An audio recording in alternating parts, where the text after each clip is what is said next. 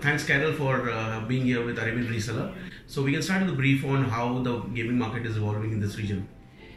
First of all, thank you for being here for this interview. Within the gaming market, I think it's growing twofold from what it was last year to this, and we have seen a drastic increase in, especially in the high-end 24-27, and more on the fashion kind of designs. So we see much more demand from consumer side of it, where it comes to curved monitors, where it comes to more on the faster refresh rates, and that's where we see the demand. And as I said, it's just growing twofold. Okay. In terms of the product categories that you currently have, the product range, what kind of monitors are picking up quite fast? So if we divide the monitors into verticals, so basically we have the consumer vertical, we have the commercial, and then we also have the gaming segments. So if you look at it in the consumer side of the range of monitors, we have seen a drastic increase also in demand from the 23.6 inch panel size, which has actually taken up a bit of space this year. Rather than the regular 18.5 and 19.5, people are moving away from that more in terms of designs, and again curved features are coming into existence. On the commercial range, which is more the B2B kind of a range of monitors, we see the security and the surveillance kind of cameras, CCTV monitors, which are playing a big role now. And definitely on the gaming side of it, the more refresh rates and HDR and 32 inch, 35 inch curved. Okay. In terms of the gaming market, how big is the gaming market here? Because when you compare it with other markets, is it growing in tandem with how it is in, say, Europe or the US markets? If you see, we've from context data and basically the IDC reports which we keep getting, China is way ahead of everything. Europe is also going on a fast scale. Middle East has always been the one which follows Europe all the time. So if you see, Middle East has picked up. As I said, we've seen a drastic increase from what it was to what it is. And within the UAE, yes, it's grown. The next market is more into the Saudi markets and GCC. For me, South Africa is also a little slower than UAE rather, but I see that coming up in 2019. Okay. With Saudi opening up its markets this year especially, and with many of the African markets also opening up in terms of getting in new brands into the market, what kind of demand do you see in these markets? And when you speak to your channel partners, what are the challenges they face? Especially in Saudi, I mean, we do have a couple of issues in terms of shipping goods into Saudi and stuff like that. So people are a little cautious in that. But yes, we do see a demand now growing from the high size monitors rather than the regular 18.5. So people are trying to take more advantage of these high and make margin rather than just do volumes at the moment in places like Saudi. But I see Q4 and Q1 next year is going to be a drastic increase, and that will be also our focus area for the next coming months. Okay. With GITEX coming up this month, just a week away, what kind of plans do you have in terms of product showcase, in terms of channel engagements?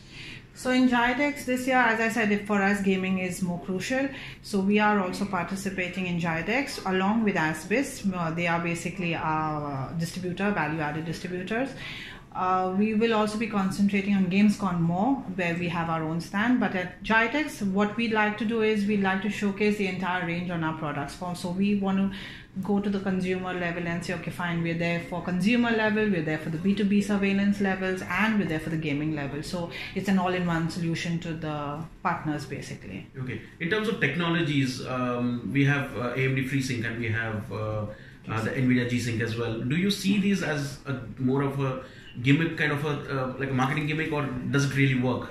Actually, the AMD and the FreeSync and the G-Sync, what it does is basically just gives the gamers a very clear, non-stuttering and probably non-breaking kind of input or out for the lag for the screen.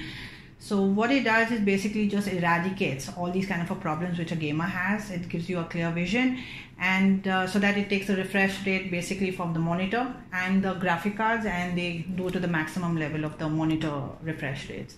So it just gives the gamer a good gameplay at the end of the day. Okay, and when you look at channel partners, do you have any channel partner programs or training programs that run in this region?